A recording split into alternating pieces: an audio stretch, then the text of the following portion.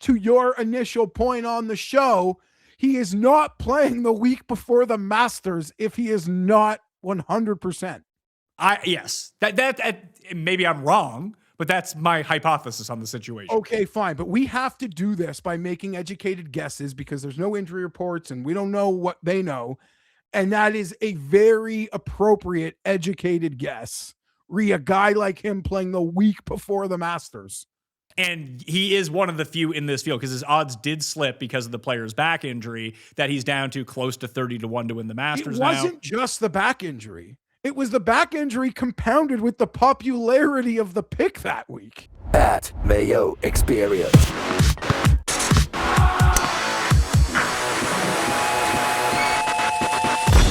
Welcome to the Pat Mayo Experience. We're not quite at the road to the Masters yet, Geoff, but we are talking about the Valero Texas Open. Fun event, fun course, but the odds are not so fun at all.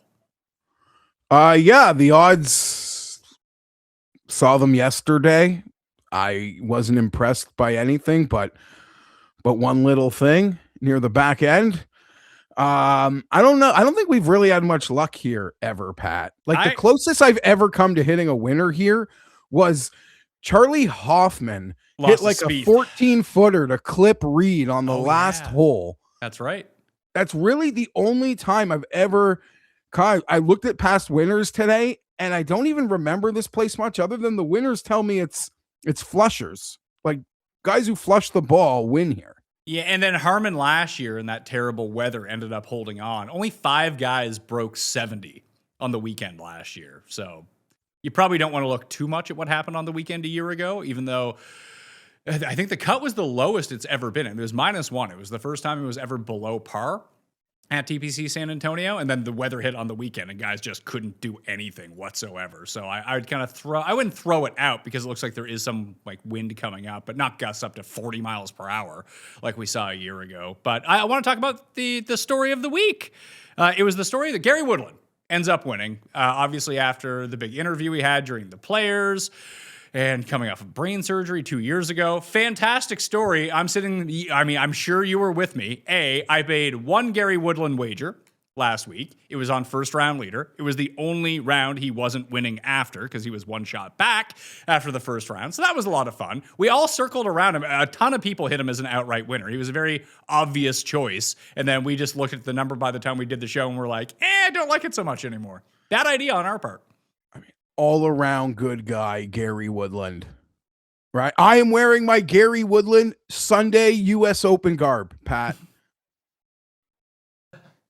Putting those hands in the air as he dropped that bomb on 18, held off Brooks all day, 140-1 future. One of my favorite, after Willett, it's probably my favorite golf bet. We had Nikolai. Yeah, so we did. It felt like, okay, everyone wants Gary to win. I've got a lot on Nikolai, and as I tweeted with my card last week, I was overexposed. I was very overexposed for Houston. But when Scotty WD'd, these fat thumbs go. And the bets I have, I'm like doubling up. The bets I'm thinking about making, I'm making like before the lines adjust. And yeah, so I was overweight.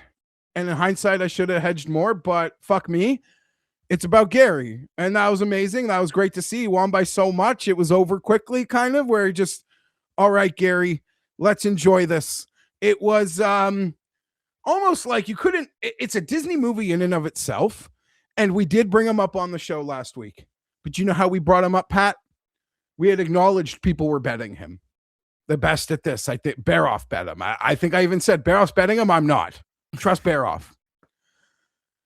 But it was like, Pat, we just saw the number flash down on the screen, which catches my eye when we're doing the show. And I'm like, Pat, Woodland is tumbling. People are on it. You know what I said?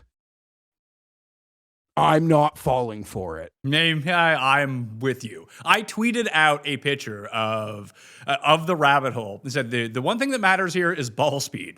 It's the most predictive thing you can have. And I listed the top 24 in ball speed. Number 1 was Woodland. Didn't bet him. I bet Potkeeter instead at number 2. I literally said on the show, I'm not buying it. I see what like our friends are betting. I'm not buying it. I'll go on to say, despite not buying it, and we're all thrilled for him, and credit to people who are on absolute heaters. Kenny Kim, 3 in a row. Machine. I think like Barov hits a bet every week or every other week too. Some guys out there crushing it. Eat the rich. The part about it was, okay, I believe this. I believe it. Even though I didn't hit a winner.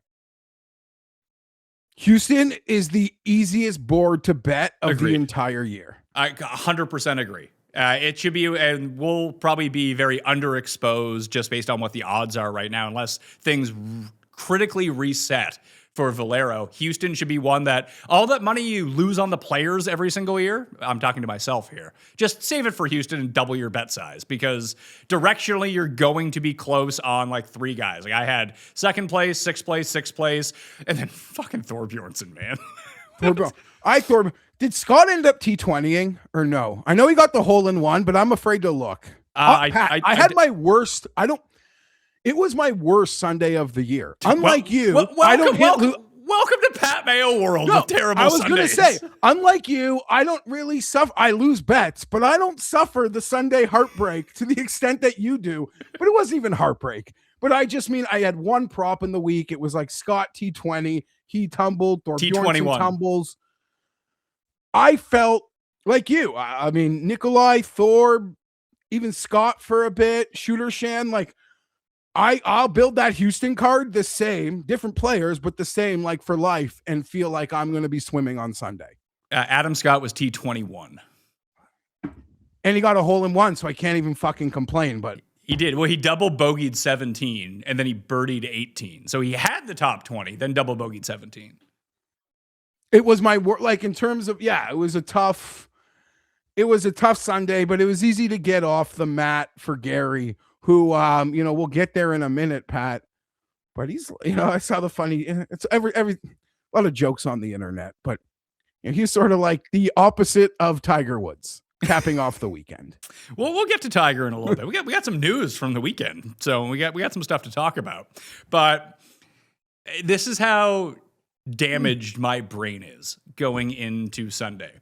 So I had the top 3s on everyone, which is really nice because the top 3 market is saving my. Thank you to the guy who, like, when Blickle went through the entire is it plus EV, minus EV, and it turned out to be super plus EV, that Nikolai at 10-1 kind of saved my week, finishing inside the top 3. If it was the top 5 or the top 8, obviously you get the worse odds. You get to expand your placement points, but it doesn't pay as much. So that was very helpful. And me treading water week over week right now because it's kind of paying off. Like last week hitting Ewert at 16-1 to be low Canadian, just, it saves your week. And if you're not hitting winners, and you constantly get guys that come in second place like I do, it can be somewhat profitable to continue to do it that way. But I had a big cash out option on Nikolai because on 365, where I had made the bet, he was actually the betting favorite going into Sunday. And then Thorbjornsen was in third. I had him because I went along with you and Keith on that. And then his payout was like for me, it was like $350 or something. And Shooter Sean, it wasn't a big one, but because his odds were so long, I had him at 175-1 with that top 3 as well. His payout odds weren't so bad. So if I combined them all together, it was about the equivalent of Nikolai winning. And I was like, everyone bet on Woodland. He's winning. It's the story everyone wants to see. There's no chance this guy wins. I'll let it ride. And then I was like, oh no. I won like 1/7 the money that I would have won if I had just taken all the cash outs. Yeah, I mean, I guess I could have explored that option. I saw some Nikolai cash outs. They weren't paying what I wanted them to pay. I know a lot of people though, Pat. We got friends who had both, like Nikolai and Woodland. Oh yeah. And the conversation was just like for easy math's sake. It was like both these guys will pay me $5,000. I can cash it all out for 47 right now. Should I do it? No, the move would have been to spend like $20 each on the 5 closest guys. No, because Minwoo was only like 20-1. That was silly though. That was a silly price. I know, but you could have been afraid. You could have you didn't want to go to sleep like paranoid of Minwoo either. No, but there was probably never like in terms of hedging, and I just don't hedge. But I don't think I would never have. I would have made like Day and Stevens get hot before I came in on them. If I was like holding both those tickets, I wouldn't have done anything preemptively. Maybe on Minwoo because he just scared me that there's a 61. No, but Bay and Stevens, I would have made like show me fire early before. I'll rather lose a little on what I can get you for. But I need to see that you're in this today before I would just waste the money. That was the move. But if you did want to quote unquote hedge, I would have left Minwoo aside, and it would have been like, I mean, I had Shooter McGavin, so. But if you didn't, like he was way back. And if you're thinking about who are guys who can go shoot 61, he would have been on the list for me, just based on the way that he was playing and the way that he plays in general. Like I didn't expect Stevens to shoot a 62. Like that's not really in his repertoire. Like he's a classic. Yeah, like this week he was. You can sell me on Sam Stevens as 41 or 28. Let's see. Yeah, well, he's 41 with his hat off, but he's 23 with it on. Yeah, he's 29 years old.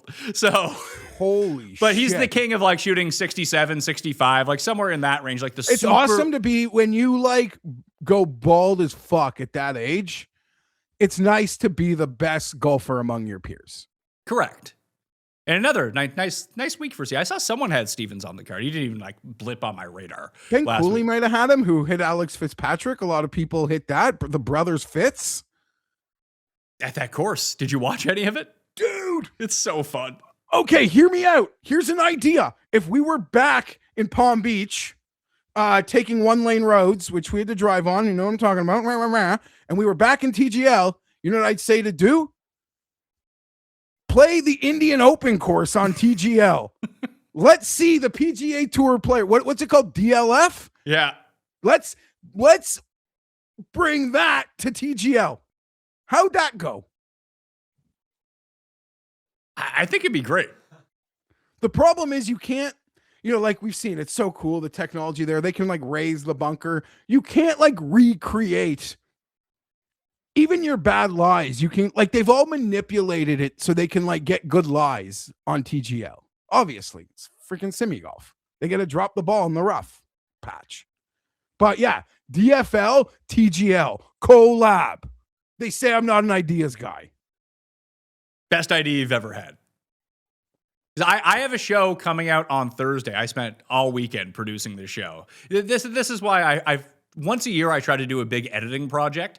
Like I made the like hype video for the Masters last year. It's really during Masters week that I do it. But I did an interview with Michael Kim. He walked me through I sent you clips of it, didn't I? Yeah, love it. Yeah, so I got to do that for all 18 holes and try to figure out pin positions and where guys score from with him talking through it. It drops on Thursday. Highly recommend that you check it out. It'll be the kickoff to Masters Week, 11 straight days of Masters coverage. And I had Vincenzi on to talk about the live guys. Me and you were going to make a Masters pool. We got the player by player. We got the research show, then all the typical stuff, plus round recaps after each of them. So that's going to be a ton of fun. Go ahead. Cut sweat? Cut sweat for sure. I mean, we missed the players' cut sweat because I had a kid. Yeah, whatever. I'd have just been jerking Ludwig off for 3 hours. Yeah, well, you finished early, unfortunately.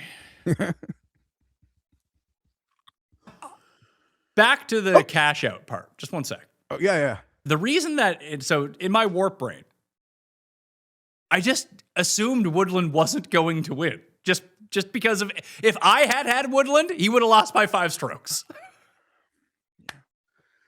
That's what it feels like. And this might be an embarrassing comp because obviously like ignoring the Scheffler greatness and the strokes gain or approach rounds that I'm sure, flirted with the best we've ever seen. Watching Woodland dominate that place. I felt like, I'm like, when have I seen someone do this? Like it reminded me of Davis Thompson at John Deere. And for me, it always comes back to my boy DT. But I'm like, I have not seen someone like not make a mistake. And I was just like, I haven't seen a flushing like this since Thompson. And like, I'm not talking about like high-end tournaments, but on the lower tier. Well, when you take to watch it, it felt this way. And then when you take a look at the numbers, it kind of spells itself out too. Like Tee to green, Nikolai was the guy. Nikolai was dominating the ball striking, just driving and irons. He was number 1 in irons. Like Woodland, the difference between Woodland and Højgaard this week is that Woodland every 3 holes would make a 30-foot putt. Yeah, I guess. He just made everything. Even when he didn't need to make it, he started making it. I knew we were day. Made that one on the side door on one for par. Fuck, we're in for a long day. It's longer than I thought. I'm glad Nikolai got it back together. It was very nice of him to play himself out of it so early that I was like, oh, it's over. I need him to come inside the top 3 now. He has no chance to win anymore. Now I can root for Gary too. So that was nice. We were all there. We're all rooting for Gary. Is it a better story than the Anthony Kim story? Because weirdly, I don't think it is. Is different. I don't know. I feel like if I say one way, people like if you answer it one way, people think you have like a nefarious intent. Like you either like have a bias against. It's like different. In terms of like actually winning a golf tournament, Anthony Kim was further away. Even when Woodland had his brain cut open. Because he was Gary Woodland with the swing speed of a god. So like him actually winning a tournament again, like unlikely 100-1, but like impossible. No. Anthony Kim coming back from 5 against Bryson and Rahm. I still don't believe it. Like, I don't know if that makes any sense or that's a better way to put it as to why I guess Kim is probably more out there. Is like, if you told me on Wednesday, despite me saying on Monday that I'm not falling for the Gary Woodland number tumbling, I missed the top and I'm not buying in now, nor am I kind of really interested. If I'm betting like an older MILF, I'm betting Adam Scott. Half the number. I got a nice 55 on Scott, but still wasn't Woodland at 100. Anthony, even on that tour where you have to beat 6 guys, don't be offended. It's just the truth. I don't know. I agree. Anthony Kim felt further away from ever winning a golf tournament, even when Woodland's brain was cut open. Yeah. Well, even at that time that Anthony Kim, I don't think we had returned to live at that point. I mean, Woodland's, this is one of the, because this will get more coverage, obviously, mainstream coverage, because it's PGA versus live. This is probably the best story you're going to see on the PGA Tour all year. 100%. And you could argue its timing couldn't have been any better. True. I was trying to think, we'll get to Tiger in a second, but I have a sneaky Tiger theory. Do you want me to lay it on you? If we want to put a bow on all, like, we'll do like, we don't have to jump in and out of Tiger. We could do Tiger as a standalone segment. I think I'm trying to think if I had anything else for Houston. I got a ton. I think the Tiger's going to play in the Masters because I think he knows the only way to absolve himself is to play well at the Masters. And then people will forget again. I fucking love you. And I hadn't thought about that till like for me, it was like, is he even going to go to the Champions dinner? For sure he will. Yeah, getting. So you're saying this is to Trump going into Iran as to like to get rid of the Epstein files, is Tiger just putting a ball in the ground and hitting it on the first tee at Augusta? I think it's more like when Kobe was going through his stuff and then he started averaging like 40 points a game. You're like, oh yeah, he's playing really well though. And then that becomes the narrative. Here's the problem, Pat. He won't play well. No. Well, he was practicing the day after. He was at the course practicing the day after. He was at Augusta after the accident? No, he was at Seminole, I think. Oh, sure. Yeah, whatever. All of them. And just, well, do we want to do this or we want to just go back to Houston? We can go back to Houston. We'll call this the Tiger segment.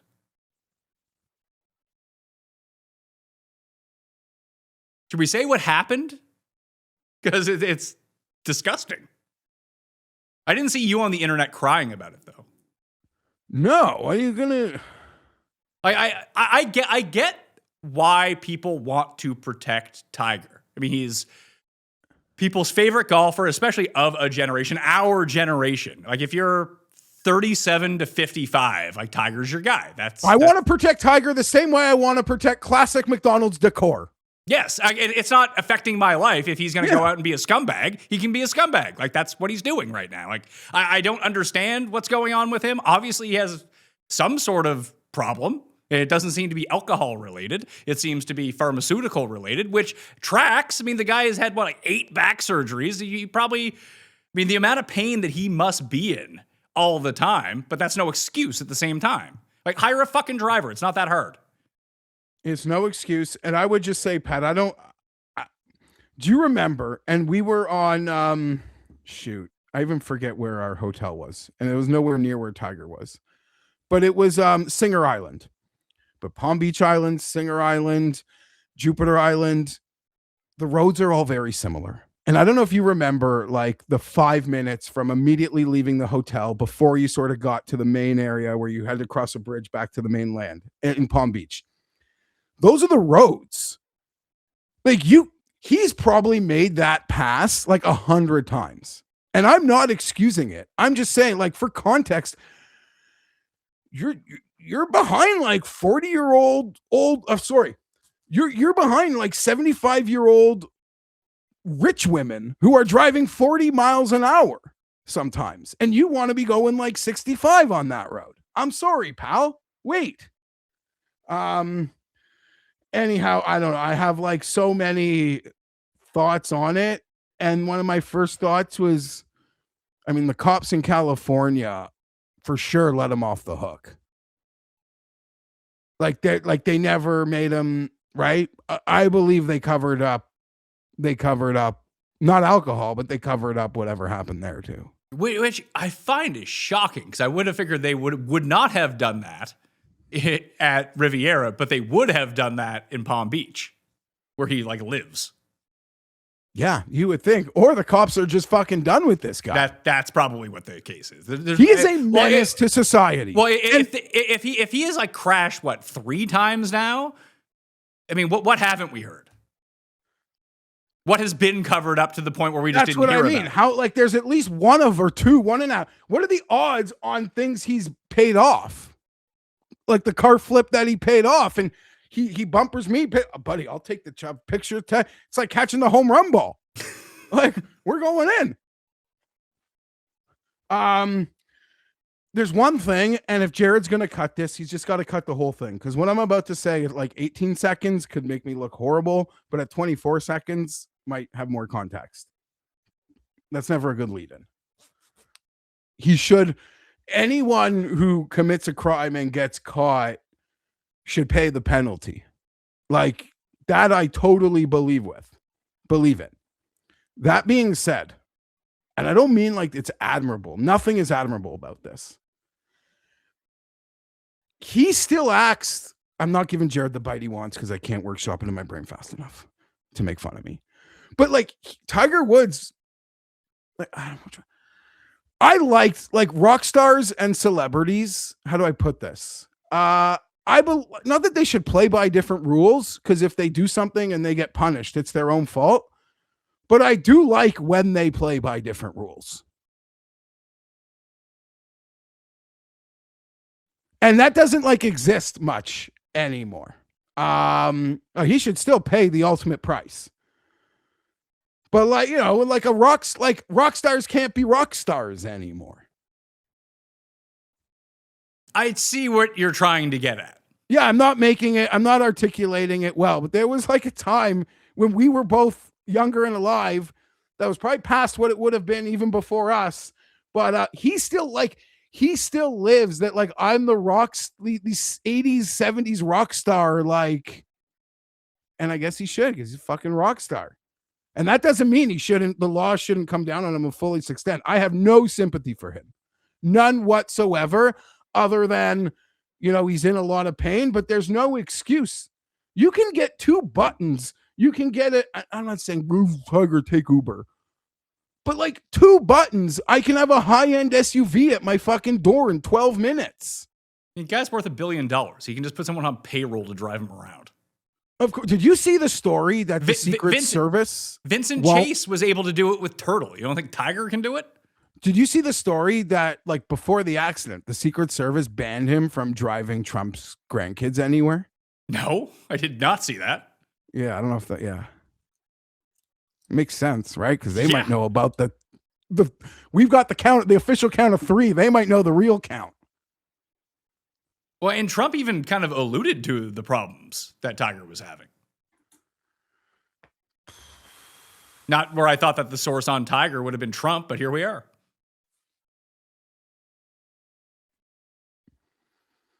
But I listen, he probably isn't going to play at Augusta, but if I was his PR person and he was like capable of shooting a score, I'd get him out there because the cycle ends about this if he starts playing good golf, because that becomes the story again. As from thinking about it from a PR perspective. But let's be realistic. Everyone is like, this is the most backlash Tiger has gotten, and he probably should have gotten it for ages. But this time around, this is the worst one yet.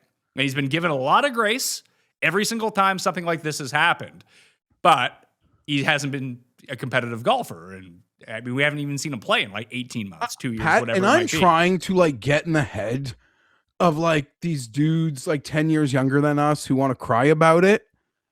10 years ago, we were like we were about their age, and he had the drugs. He got pulled over, and there was that video, and we I don't know. I think we laughed at it. We're like, this really sucks. I don't know. At any point were we like crying about it? No, we weren't. And the weird part is, I mean, Dan Rappaport had that video. I'll call out Dan. I've talked to Dan a few times. Nice guy. But it didn't even seem performative, which is weird. Like it felt like it really affected him. It's like weird. It's weird stuff. And then the Barstool guy was like not reporting the story. What the fuck are we doing here? I didn't know which one was worse. Both of them I like had to like, is this the Riggs one? I didn't even think was real at first. And just a side note on Riggs. At TGL, they were there, the Foreplay boys. Were they? And at some point in the night, yeah, they were in the press room. They were eating the garlic knots. Yucking it up with Kisner. What was I going to say? Later in the evening, because I don't really care. I don't watch their show, but I like Frankie. So I went up to Frankie and said, Frankie, just coming over, say hi. I like your work. I want you to know you're the only person in that operation I'd come say hi to.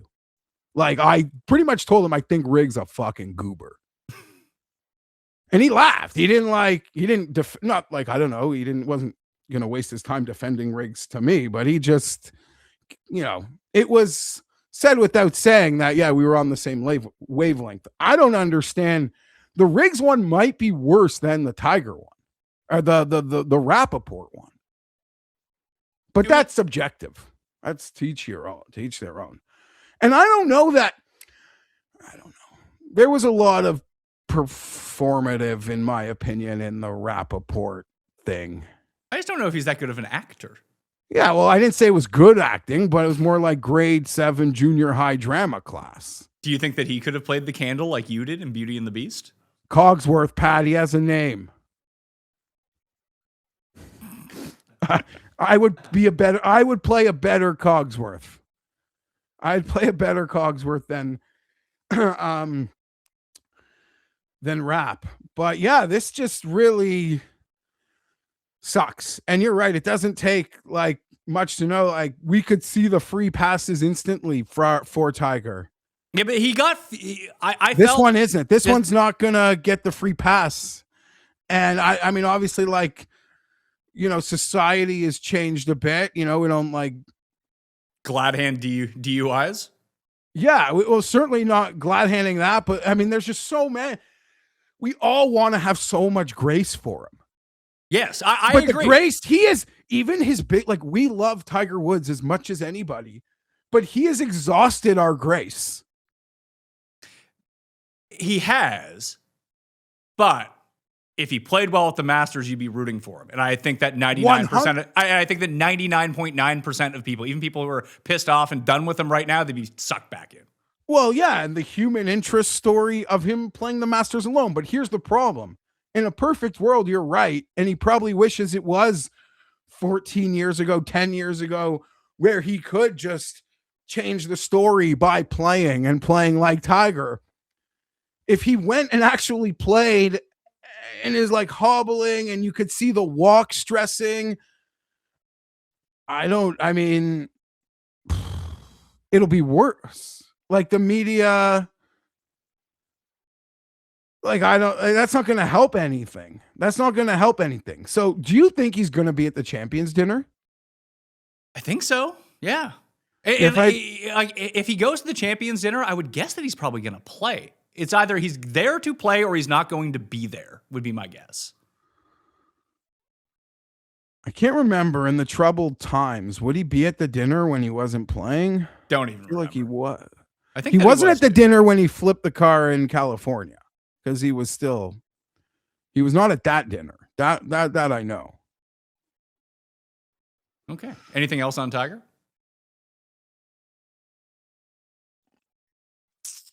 Dude could take a helicopter to wherever he wanted to go with the money he has, by the way. Just have that on. How do you think this ends? I don't mean like, how does he die? But like, what's next here? It either gets really worse or gets significantly better. Like it's a spiral that goes out of control or he gets his act together.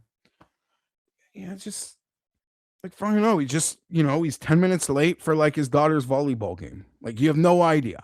And we've all been there. Like, I'll say this now. Put it this way. I don't think we've all been there. I haven't been like fucked up on Percocets trying to like You're drive right. my kid's Sorry. basketball game. Sorry. We can all relate on trying to like get an extra light to save 3 minutes. Sure. I can't relate to trying to doing that while on perks. And I'll tell you this. Allegedly. And those things, man. Listen, I've had an operation here. I had my leg ripped open. You do those a few times, you can see how people with like no discipline who can just get their hands on unlimited can get lost because, oh my God, if I had nothing to do for a full day, I mean it. The thought of like ripping a binger, slapping one of those down and taking a nap, you feel like it's like you're melting in a cloud. It's in it. And the fact that he just rips those and can operate heavy machinery. We'll say allegedly because allegedly, but like you saw those pictures, the cops aren't idiots. They knew pretty right away, like this is not an alcohol problem. There's a TMZ sports story that just dropped 4 minutes ago as we're speaking. Tiger Woods reportedly will not hire a driver due to privacy concerns. What does that mean? Like, okay, if I had a driver, I would just be embarrassed like shit. I can't drive myself and like, I really want to go eat Chick-fil-A or In-N-Out at 11 p.m., but that's kind of really embarrassing. And I already did that twice this week. Like, I'm going to have this guy, like, that would be my privacy concern. Like, what could you be up to, man? He's 50 years old. Like, what is he worry? You hire all these people have drivers. I've never seen like, I'm just trying to like Jeff Bezos' driver takes pictures of him and the back seat. Now they're on the Inquirer, or Jeff Bezos went to this appointment and here's hit like, and these are from the driver. Like, what are you talking about? Privacy concerns. Well, I did reference Entourage for a second, but this kind of goes back to Tiger. And this is the excuse that I've seen for him is that he had like no childhood. And this is something we've known for ages. Like if it was me, I probably wouldn't hire Cust to drive me around because I actually want to get somewhere. But I could have someone that I could rip. If I was worth $1 billion, I could pay someone I trust and know $500K a year to drive me around, $1 million a year to drive me around. If I was really worried about the privacy concerns about it, dude. But I don't think he has any of these people. He's going to hire Nota Begay to drive him around? He can find a driver that would like kiss his feet. I mean, he's in with Trump. Just hire one of the Secret Service people. Trump would probably give him a Secret Service person. Yeah, I don't know. Yeah, it's get ex Secret Service. Get like ex. Get your agent like Steinberg to get you an ex Mossad or something. Like, come on. I love Tiger. He's my childhood. I just don't cry. I'm not crying. It's the great. Like, I don't have enough grace for him left to cry about it, I guess. You have to have like a high level of grace remaining for those tears to come out. He is a menace to society. Yes, he is. Like, zooming around like Jupiter Island roads. On the note, weather's getting nicer. We've all got places to go. I know you are not driving on, heavy machinery on substantial medication, but sometimes we're just got to drive like Tim because we got nowhere to be and we're going to be 10 minutes late and it's just not worth it, friends. And it's easy to say. And, next week I'll catch myself in the moment where I'm like trying to Zoom for something. But summer's here. Going to be on, cottage roads or something. In the moment, it feels like the world, those 10 minutes matter to the world. And they don't. So let's all have a great summer. Think you know ball? Prove it on Underdog and Bet the Bracket. Build a tourney bracket for free and see if you can outlast the rest for a shot at $100,000 in prizes. If you're a bracket bust, don't worry. You can turn your bets into real money all tourney long with prediction markets on Underdog. Available right now in most states like California, Texas, and Florida. Head to the Underdog app and put your bets to the test. With prediction markets, you can bet on money lines, spreads, and totals throughout the tournament, all in one place in real time. New markets drop every round from the opening tip to the final buzzer. So, if you love college hoops and think you know how each round will unfold, Underdog is where you make your bets. Download the Underdog app today and use promo code MAYO to get started. Prediction markets on Underdog, available in your state. Let's go back to Houston for a moment, because I wanted to just talk about the predictability of Houston versus almost any other tournament. So when I listed the ball speed stuff, and I went through this on the research show and I talked about it with Keith, like there was two very clear cross-offs. Like if the guys don't do anything well besides hit the ball far, you don't want those guys. That was Lamprecht was 5th and Gordon Sargent was 6th. So just don't worry about those guys. Everyone else who was inside the top 12 in ball speed. Woodland was number 1. He won the tournament. Potgieter was number 2. Potgieter came T21. Rasmus Højgaard came T28. Nikolai came 2nd. Lamprecht, Sargent, and Penge missed the cut. I'm glad that his odds were so bad and I didn't overinvest in Penge. That was the one thing I did well last week. But he double bogeyed 16 in a really horrific way coming home and then didn't make the cut. Michael Brennan was next. Brennan had a pretty good week. He was T28. Your boy Jesper Svensson just had a terrible weekend, but he made the cut. Minwoo was 3rd place. Knapp was 6th place. Kitayama, I don't know what the fuck happened to Kitayama. I bet on him. And he had 2 consecutive runs where he birdied, I think, 5 holes in a row at separate points and finished at 1 under. So just the rest of his game fell off a cliff. But he made a ton of birdies. Toasty missed the cut. Scott was T21. Goddard was 6th. Clanton made the cut. Johnny Kiefer was 3rd. Yella Miraju was 6th. All these guys played well. Even Pontus Nyholm, who was in there, ended up coming inside the top 15. Dude, Pontus is a shithouse. Yeah, he's a big dude. Can't chip. Holy God. Yeah, like I said, it's one of the easier caps. Doesn't mean you're going to hit a winner. And that is one of the reasons I felt subconsciously why when Scotty withdrew, I overinvested to the extent I did.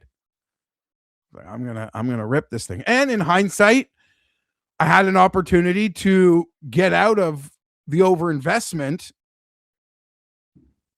And it was the rate. I thought, when it was essentially a 2-guy thing. Yeah, so did and I. Even on the 3rd hole, there was still I could get Woodland minus 140 or something. So I thought about it a few times. Is what it is. It was nice to see Johnny Kiefer show up for the first time all year as a guy that I've backed a few times. Phillips as well. There's just guys that I backed early in the West Coast swing kind of showed up here. So the next tournament that's like this is going to be Craig Ranch. And then Corrales will be the next one after that. If you're looking for this similar stat type of guys who just kind of pop, those are the tournaments. The problem is those guys are 18 to 1 at Corrales because we don't have not just Scotty, but it felt like there might have been a second layer there this week. I could be wrong. I'm forgetting. Yeah, there was. You had Minwoo ended up, I think, 11 to 1 after Scotty withdrew. Just blindly, who is off the top of your head, what's a Corrales odds board going to look like? Kiefer, 18 to 1. Yella Mirage is probably... if Knapp plays, he's 8 to 1. Yeah, Knapp's in the map. Knapp's 30th in the world now, so he's not going to be in that. He's in all the signature events. Yella Mirage is going to be in the signature events now, too. For the foreseeable future. Who knew? And Brooks, I mean, it's not a knock. Brooks isn't, right?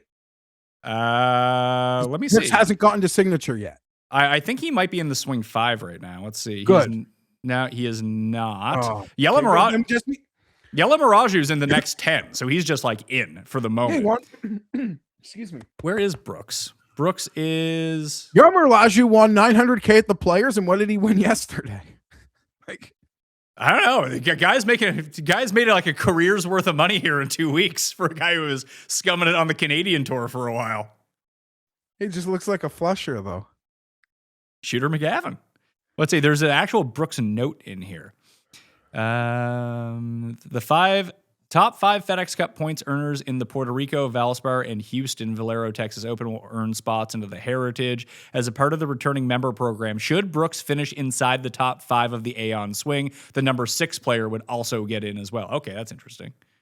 But I don't see him up here. I thought he would have been up here based on his finish. I guess he didn't play in Puerto Rico. The 5 for the signature events right now are Lipsky, Blanchette, Jordan Smith, Kiefer, and Marco Penge. And I'll say this right now. If there's a Sunday night Penge 50-1 at Houston next year, I'll go right back to it. Oh, so will I. He is the right skill set. He hit one critically bad shot and it ended his week. What's Nikolai short sides himself, can't get out of the bunker. Woodland hits a 30-footer. I know. It's That was fucking it. I listen, the Magic's not for sale. I like when Disney sprinkles its dust on us in the golf world.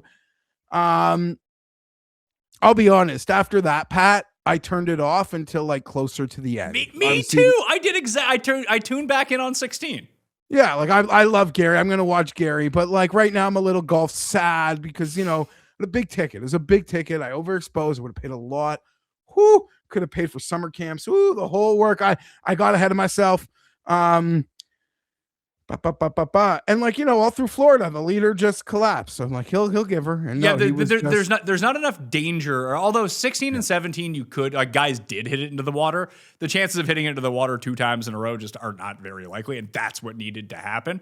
Along with even Nikolai wasn't making putts early, and then even on 16, he had a chance to force a little bit, making that eagle putt, and he just missed it. It's like, all right, what hole was it?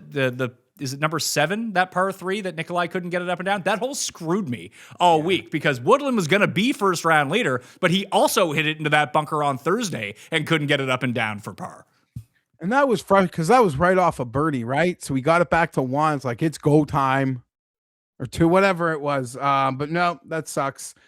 And that pin placement on 4 on Saturday. Did you see that? Oh yeah, because that was awesome. I watched Phillips just yes. Nap mangle. I mean, if Nap doesn't mangle that hole on Saturday, he is in this tournament. Very much. Yeah, that was. So there are some fun things there, but yeah, there's no trouble. There's no trouble. Do you want me to give you the best comp in the world? Yeah. Michael Thorbjornsen is Tony Finau from 7 years ago. No one plays easy holes worse, harder holes better, and collapses on Sundays. So the Sunday thing is, he's just putting himself there. I feel like we're all still in the apologist phase for him, though. Like we're not holding him to anything yet. No, but this is becoming a real problem. It's a pattern, but Ludwig had that pattern, and I guess people would say he's still an underachiever. Yeah, but I think that we're thinking of Ludwig at a different level than we're thinking of Thorbjornsen. In my mind, at least. People anointed Ludwig as one of the 10 best players in the world almost instantaneously. We still treat Michael Thorbjornsen like he's a mid-carder. Yeah, I guess. If we're going to put it into proper attitude era terms, the moment that Ludwig was basically Kurt Angle. He worked as a mid-carder for 3 months and he won the WWE title. And with Thorbjornsen, he's kind of like when Jericho came in. He kind of came in on the top with some notoriety, but then he had to face China and Hardcore Holly for a while. Yeah, no, I agree. He's still playing in the, still working a couple curtain jerkers, but everyone sees sort of the 1, 2, 3 kid. This is a top prospect. Yeah. No, and he's going to get his place in a good faction with the really good players. Yeah, he can be the 4th guy in the NWO coming soon. But he would just play in the he could be the 4th guy, but in 3 years he could be the 2nd man in the stable. Sure, he could be like Batista. When he was in that one with Triple H and Randy Orton and Ric Flair. Evolution. That's Randy Orton, that was a sick one. And Batista was the other guy in that one, and then he became Batista. Yeah, he became Batista. Now he collects old lunchboxes. He's just like a good follow. He seems like a good hang. An interesting, yeah, and definitely like an eclectic guy. Which I guess is cool, like a renaissance. He could, talk ball, and then he can go over there and I don't know, talk about like fancy glass. Am I weird for being so enamored with Yellow Miraju? I just like I him. don't think you're the only one. I just want good things to happen to this guy. He just seems like a good dude. Yeah. You know who I think doesn't, though, is a certain sports book. Wow, there's a couple. There's a couple sports books that don't want to see him doing well.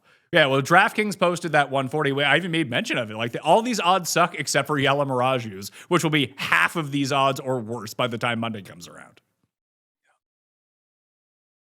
I'm and they are. Like he's 50-1 now instead of 140-1. And what do you think I can get for a cash out when you bet a guy that's 140 that's now on the same book, like 70? Not much. That was a joke, but when Scotty withdrew, I did go to see if they were given free money. Did they fix that? That's smart on their part. Yeah, I will say, Pat, it's a historic pattern. Off the top of my head, we could think of winners. Like I got Berger when DJ withdrew. There have been others. When that guy withdraws, I even said it like that is when like I can lose a lot of money. Or win a lot of money. But when that guy withdraws, those can get really expensive. And did you know, sir, because they are for financial prediction markets, that you got paid for Will Scheffler win the Houston Open no bets?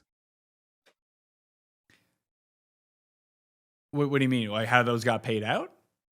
On those new fancy markets that we don't have access to. Yeah, the play on the underdog prediction market if you're going to go do that. On the did they get paid out or not? Markets, if you bet Scotty, no, will he win the Houston Open? No, you won your bet. If you bet Scotty, will he win the Houston Open? Yes, you lost your bet. So there's I know people who are doing this at a much higher level, although this seems very basic.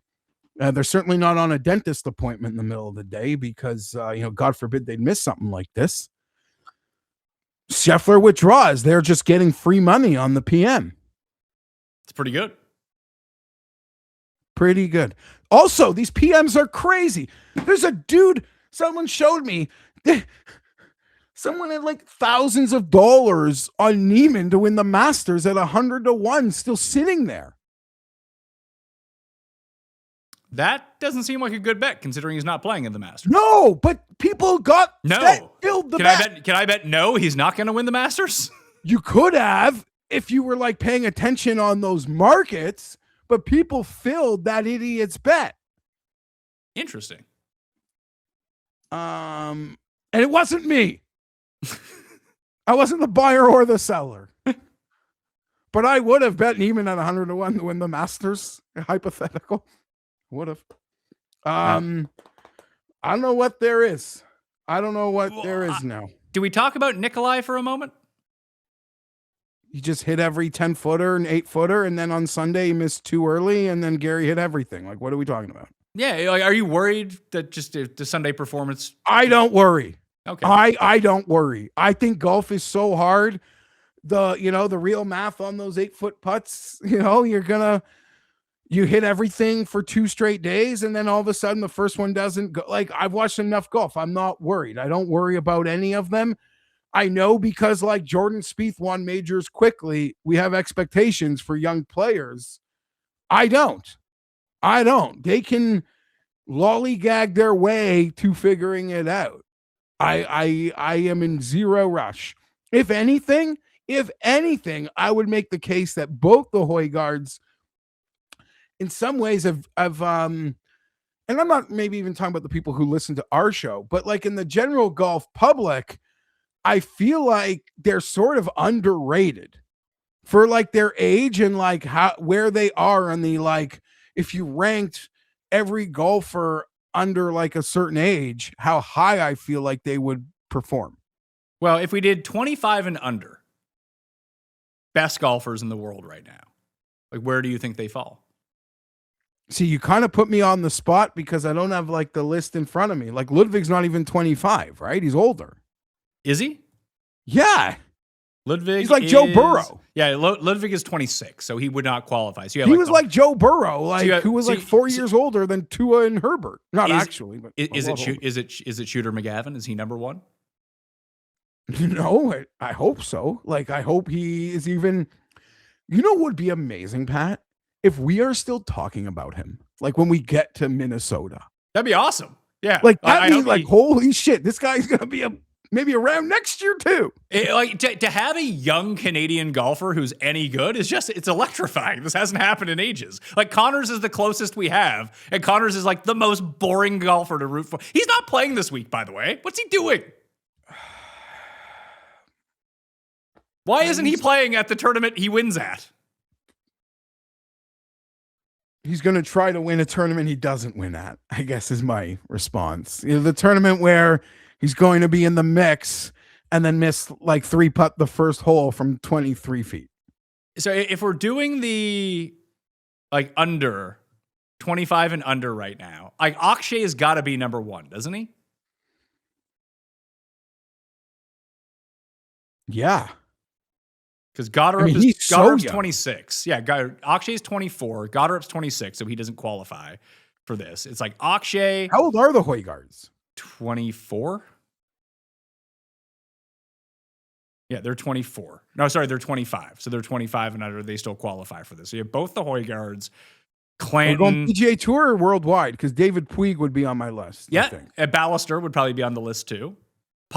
People forget Potgieter's 21 years old. Yeah, Thor Bjornsson's on the list. Koiven has to be on the list. Someone is screaming at us right now. Like we don't have the names, the list in front of us or numbers. I'm not intentionally ignoring someone, but I feel like we're forgetting like maybe a podium finisher. Cootie's 25. Phillips is pretty young. Michael Brennan's pretty young. Dunlap has like 3 wins on tour, although no one thinks he's any good anymore. Kiefer's super young. I'm just looking at the list here right now. But it's like Akshay, Gap, then kind of the rest. Then I would put the Højgaards, Puig, and Ballister as like potential-wise the next. Then I would be in that like Koiven, Thorbjornsen. David Ford's another one who's super young. Cootie, like that range of guys. Hoge. Brothers Hoge. After the brothers Fitzpatrick, that'd have been fun. Yeah, that would have been fun.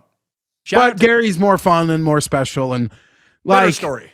I know it's sort of corny, but he truly is like the all-around good guy. Even before he got sick and like we cheerleaded for him, he was like the well-established like good guy on tour. For sure. What else do we have from? Do you know he uses obviously nothing comes from like a store and all these guys, their equipment is next level in terms of how it's specified. He uses a player performance driver because the weight is at the back where all these new ones, these fancy upgrades, they put them for the pros or at the front or the high end golfers, but something about his spin. He likes the weight at the back. I saw this thing like in the bag, him talking about it. Like, but you can't get that one in a store, but it is like sort of a player, that's what they call it, player performance driver. It's pretty jokes. I could use that. Yeah, better than those, what do they call that? Like when, I think that's one. It's better than those clubs that you used when we played together like 3 weeks ago. Those like really flexi shaft clubs. Yeah, it was my fault though. Epic miscalc. I don't know. I don't have anything else on. I think people would take Nikolai Højgaard more seriously if he didn't look like a guy working at Home Depot. His outfits are outrageously bad. If he didn't, I guess. They're just bland. He's rocking that Adidas scripting. Yeah, but he's rocking it from like 1990. He looks like a 1997 golfer. Like with the way the clothes fit him. You know when you go back and watch old Masters or some like old clip, everyone looks absolutely ridiculous with the way that the clothes fit them. He looks like that. He's playing in fucking parachute pants. I'm no fan. I'd rather you be. He's tall and skinny. He should be in like the joggers. Yeah, he should be in the EVR gear. Yeah. I will throw out that I wish Goddard had played at Augusta before, because I would bet Goddard to win the Masters. How about that? He had one bad round and still he just surges. I think he has 3 rounds sub 63 so far this year or something crazy. Guy just gets nuclear hot. He is so good. I'm not afraid of him this year at the Masters, but I totally agree. The steam, it's hard to. I mean, he keeps proving himself to me. Not that he has to, but yeah. And I love that he's got the paunch too. Easy to pick out. Is. He was playing with Adam Scott when Scott hit the hole in one. Should we talk? Should we talk about the big news from the weekend in our industry? What are we talking about? Wiley?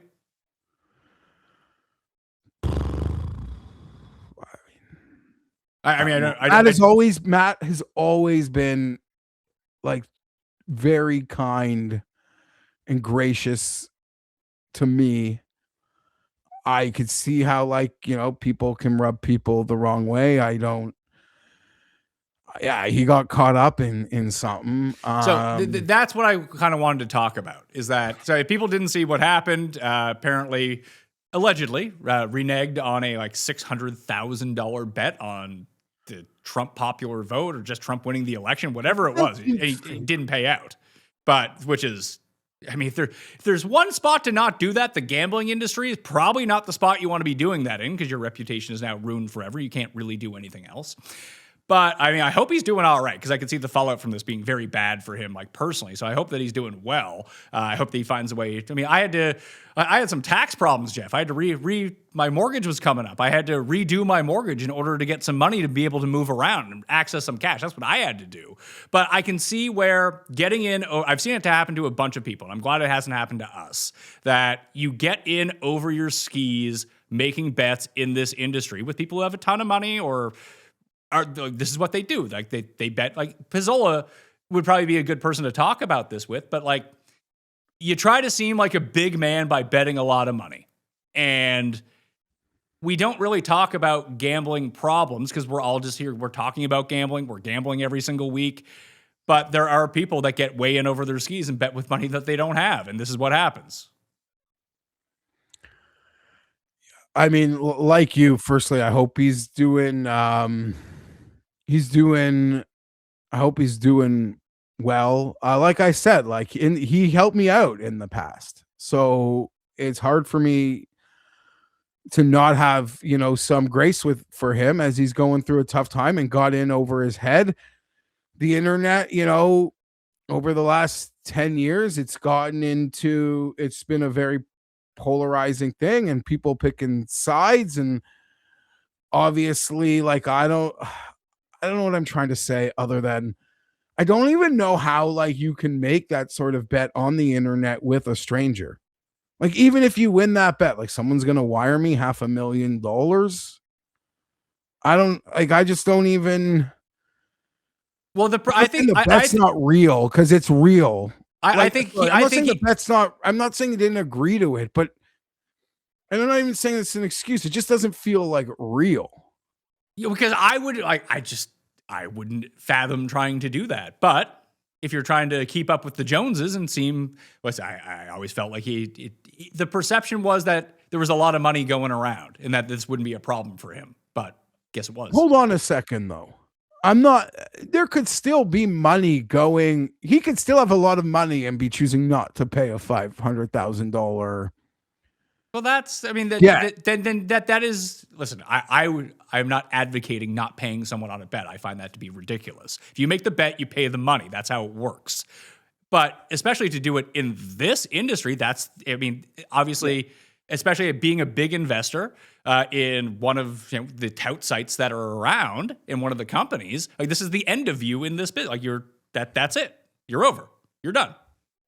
Yeah, that's the tough, when it's like the whole betting thing, to welch on a bet, even if it was, like, you're a bettor. I was, Cam Stewart said, you never welch on a bet. You make the bets that you can pay. When you're a front facing person in this space, I guess, yeah, the most important thing is that you pay your bets and you pay your debts. I can't imagine getting caught up in something like that, though, where it's like I'm so emboldened. And I don't even know if him and the person he made the bet with know each other. I'm not defending it. I'm saying like some stranger off bets you $500K on a Twitter DM. That's so weird. And I'm not making excuses for Matt. I haven't spoken to Matt in a few years, other than just like commenting on like Twitter posts that would be golf related. I'm not defending him by saying it's not. Am I defending him by saying it's not legally binding? Like what he did was wrong. And he deserves a level of like public scorn for what he did. But I don't like sit there thinking he owes a guy $500K. I do. I think he does owe it to him. Like if that's actually if that bet was agreed to like that, he definitely owes him the money. Yeah, I guess. I mean, I don't put it this way: make an internet bet, I say $100.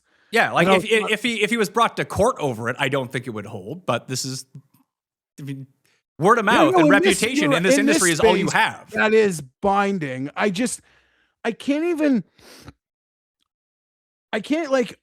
even like making a $50 bet with a stranger. I don't. That people for years have been asking me, "Well, you think this? Why don't you bet me?" It's like I don't know who the fuck you are. Like, and what do we have to gain? Like, there's only there's only downside for me in this scenario, because the most likely scenario, I mean, I'll probably lose anyway. So, I mean, there's that part of it too, but I have to pay. There's nothing on you, random internet person, where you have to pay me. You just disappear. 100%. And I remember I was like pretty bullish and making those like the biggest internet stranger bet I made was this past fall. It was the Ryder Cup related on the Patrick Cantlay, right? I was brash about it. I said, anyone doesn't think Patrick Cantlay's making the Ryder Cup, hit my DMs. We will work something out. A guy wanted to bet me a lot of money. I was like, I don't know you. I can't bet you that, but there's one way I will bet you that. Move the money. Find a mutual and we put that thing in escrow. And what did we do? Through my abilities or knowing Pizzola and his cronies, this person who wanted to bet with me was like, I know who that person is. He's incredibly upstanding in my opinion. Let's agree to send him the money. And we did. And, but I mean, that was like a couple grand. This is 500,000 or 600,000. I think it was. Yeah. I don't. And then I bet it matters what the bet was on, but how politics can just overtake your personality, where I feel like someone's challenging me during a Chargers playoff game to make a bet. Do you know, okay, I have to support my, you're talking all that shit about the Bolts. Okay, we're down. And that, people, feel that way about, I don't know. I'm just rambling. The whole situation is, it's upsetting. And Wiley, like I said, he's always been very first class towards me. So I never, and he's always been so, despite people might not liking his personality or thinking he's quirky in his own way, he always came across as upstanding in all the interactions I had with him. So I was surprised to see so many people really willing to line up to jump on his grave. Being a narcissist, I started thinking, man, what if something happened to me like this? What I didn't like the people cheering this on. Can I be honest? The thing that bothered me the most, other than it's all, the thing that bothered me the most was him not paying the bet. Okay, yes. That sorry. Now we're talking about the secondary tentacles. Because we agree, you make a bet, you got to pay the bet. And part of me thinks maybe he deactivated because it's not, how do you put this?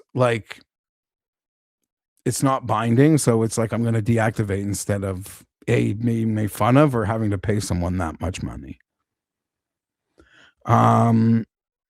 Shit, there was something else I wanted to say. Oh, what bothered me, like the interactions. Yes, a lot of people were willing to jump on his grave, and Wiley was a brash guy, so he may have given people like reasons to want to do that.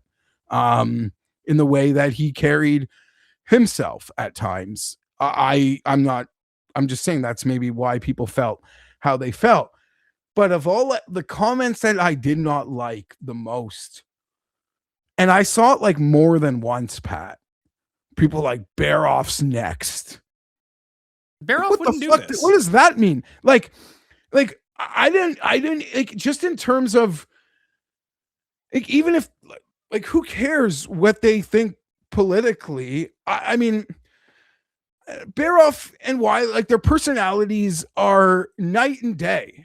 Like I don't know how people saw that and was like, Baroff is a lib, he's gonna get next. Like I that, like I was like, where the fuck? Like that was weird to me. Now you sound like a lib, Geoff. Mr. I Lib, have Geoff enough Fienberg. documented speech. People can call me whatever they want, but and it wasn't like one or two. I saw that like a lot, and I was like, whoa. Yeah, I thought it was weird too. Like I don't even like, are they even friends? I don't even know the connection there, other than they used to do the show. They used to do the podcast together, which they haven't done in ages. But I just think that trying to lump someone in because there's one bad actor who like if you did so, you do shit all the time, and people are like, oh, what about Geoff's? Like, I don't fucking control Geoff. We're not the same person. Like, he's gonna do his thing. I'm gonna do my thing. I imagine, yeah, and it's not like you would tell me, but I imagine there have been plenty of times over a decade where you're getting annoyed with like an email or messages about like things I'm doing or saying. Correct.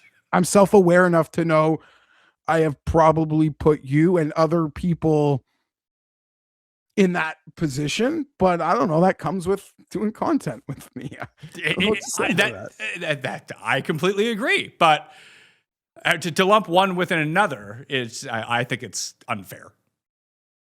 Like one guy is the bad actor here, the other guy, by all accounts, is a really good guy. Yeah, I don't know. It is weird to think like if what would happen if it was all so and the timing was weird. Or I don't even know what precipitated the person outing it now as opposed to like a year ago. Yeah, I thought that was strange too. I don't know. I'm guessing that he was being told that the money was coming. The money was coming. So why expose? Like once you expose it, the money's never coming. Right? Yeah. I can't even get myself in like the headspace. Neither can I. Of couldn't imagine betting that much money. I know people do. It's just that's not for me. Just to not like bring you into a rabbit hole, into like a whole other vortex. But there's something similar going on, Pat, in like the galaxy, that me and Pizzola discuss on the, crazy part of the internet, where there was a bet. Someone wanted to bet someone like 500,000 that was their burner. Like that's you. And the person, or, and it's like booked, like we have the bet, like it's booked. And like they exchange DMs, booked. And they could prove it. And I don't know. I was also there on the side of like, see, the difference in that one is every actor in that one was like a bad actor. Every actor, like everyone involved in that was like beforehand documented nefarious. So I was like, there's no way anyone should be taking any of that as real because of like the people involved. I would argue, like, to your point, back to the original point, is like Wiley. If Wiley actually makes that bet, like the way Wiley has, carries himself, portrays himself is, you would think that is like not an illegitimate, like internet freak troll.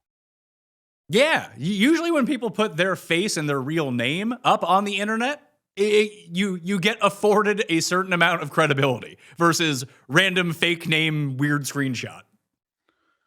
Yeah, which also, it turns out Wiley, it turns out it doesn't matter.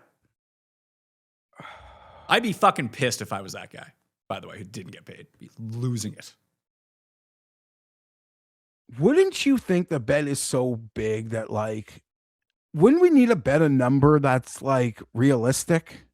Not I guess if you're that rich, it is realistic. Now I'm Well- thinking about it in well, a space that I'm not in. I think that's the hard part for a lot of us to wrap our minds around is the amount of money being thrown around. But I think it's Cam Cole is the guy that Cam Cole. I think he's won the Millionaire Maker like 4 times or something like that. Like, dude has money.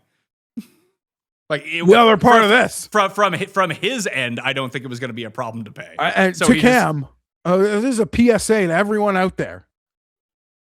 Do not go against Cam. Yeah, I'm not saying that you won't get paid if you win. You will get paid. You just he won't win. doesn't lose. I was hearing this from like high top end pros. We're like, can you imagine going against this guy? Like, that is the ultimate. It's like in the 90s. If Braves GM John Sherholtz called you to make a trade, so I want this player, all of a sudden you covet that player. That's the same strategy that Cust takes in fantasy football. If anyone asks him for like a trade, he's like, well, I can't trade him now because you want him. Like, when you have a documented record of winning every transaction, do not be the next in line to make a transaction with that person. And I assume he's done something like this so many times and hasn't gotten burned that here's a public facing guy who seemingly flashes a lot of money. Why wouldn't I get paid? If I was him, that's what I would have thought. You're right. This is like a big player in the DFS space. I guess if you're the other side of it, I agree. If you're the other side of it, Wiley, you could believe Wiley was good for it just based on like what Wiley was involved in, how he spoke, how he carried himself. When Wiley like won big bets, how much those bets paid, which is the flip side. Like, we've all got a friend. I got a friend. We all got a friend. And then there's the side group chat. I'll tell you how it goes. Got a friend who loves to like brag about his monster tickets. Does he brag about the monster losses? No, but that's the thing. So when there's like a whole football season, and in our sub chat, we're like, boys, Buddy hasn't like posted a monster all year. Like, what must be happening there? And this is how you get yourself. But this is all a part of what I talked about at the beginning. Like, there are people in the space who can bet reasonably, and then there are people that have legitimate gambling problems. And when you are a big bettor and you start having a problem and trying to dig yourself out, like, the money just evaporates. It is the most expensive addiction you can have. Like, a lot of people couldn't buy enough drugs in their lifetime for the amount that some people lose on a bet. Yep. And boys, like, I don't need to tell you, but sports books, yeah. Like, I put a different friend now, but he can afford to lose a lot of money. And I joke with him, do you want me to treat you like Big Cat, or do you want me to like ask you questions?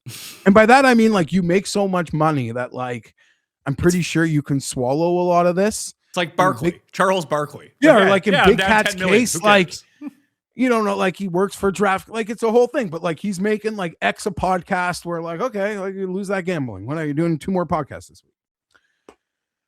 And I'm like, if we were at a strip club and we went back like 3 times and the same like stripper was like using you as like a money pit, you would like never stand for that.